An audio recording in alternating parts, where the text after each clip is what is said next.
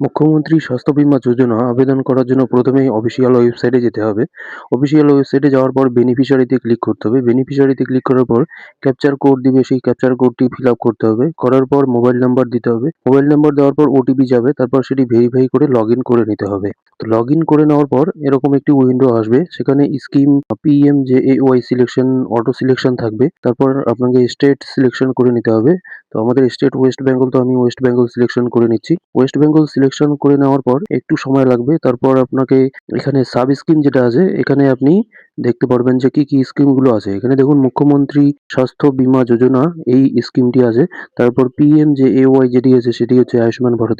৩ নম্বরে প্রধানমন্ত্রী জন আরোগ্য যোজনা 70+ এর স্কিমটি রয়েছে। এরপর আপনাকে ডিস্ট্রিক্ট সিলেক্ট করে নিতে হবে। ওয়েস্ট বেঙ্গলের আন্ডারে যে সমস্ত ডিস্ট্রিক্ট রয়েছে সমস্ত ডিস্ট্রিক্ট এখানে আছে। যার যে ডিস্ট্রিক্ট সেটি সিলেকশন করে নিতে হবে। সিলেকশন করে নেওয়ার পর এখানে সার্চ বাই ৩টি অপশন পাবেন আপনারা। রেশন কার্ড, আধার কার্ড, পিএমজেএওয়াই কার্ড নাম্বার। তো আপনাদের যে কার্ডটি আছে হাতে এভেলেবেল সেটি দিয়ে আপনারা সার্চ করে দেখে নিতে পারেন। তো আমি এখানে সাপোজ রেশন কার্ড সিলেকশন করে দেখাচ্ছি।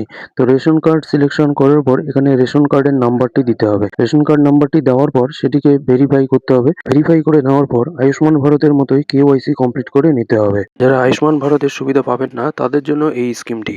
তো বন্ধুরা, ভিডিওটি ভালো লাগলে অবশ্যই লাইক, কমেন্ট, শেয়ার করবেন। ততক্ষণ ভালো থাকবেন, সুস্থ থাকবেন। দেখা হচ্ছে পরের ভিডিওতে।